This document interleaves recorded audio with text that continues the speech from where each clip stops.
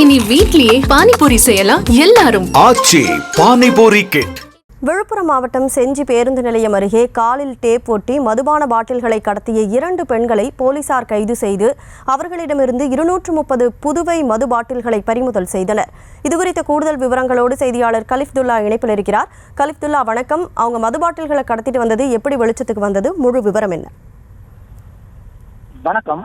விழுப்புரம் மாவட்டம் திண்டிவனத்தில் உள்ள செஞ்சி பேருந்து நிலையம் அருகே போலீசார் ரோந்து பணியில் ஈடுபட்டு வந்தனர். அப்போது அவ்வழியாக கால்களை அகற்றியபடி வித்தியாசமாக சாலையில் நடந்து சென்ற 2 பெண்களின் மீது ரோந்து பணியில் ஈடுபட்டிருந்த போலீசார் சந்தேகம் ஏற்பட்டது.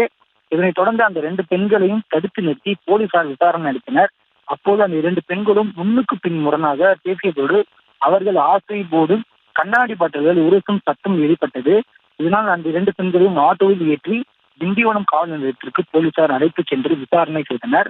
அங்கு பெண் போலீசார் உதவியுடன் 2 பெண்களை அணிந்திருந்த உடைகளை சோதனை நடத்தப்பட்டது. அப்போது நூதன முறையில் நிறைய பாக்கெட்களை வைத்து தைக்கப்பட்ட வடிவமைக்கப்பட்ட சேலைகளுக்குள் புதுச்சேரி மது பாட்டில்களை பதுக்கி வைப்பது தெரிய வந்தது.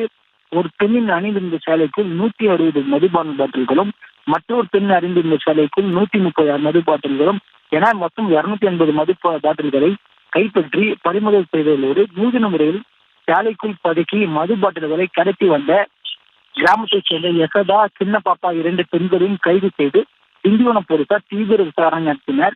மேலும் நூதன முறையில் வடிவமைக்கப்பட்டு சேலைக்குள் 280 மது பாட்டில்களை பதுக்கி வைத்து கடத்தலுக்கு ஈடுபட்ட 2 பெண்களையும் போலீசார் கைது செய்த நிலையில் இந்த சம்பவம் அப்பகுதியில் பெரும் பரபரப்பை ஏற்படுத்தியுள்ளது.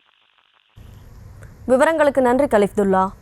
இனி வீட்லயே பானிபூரி செய்யலாம் எல்லாரும். ஆச்சி பானிபூரி கிட்.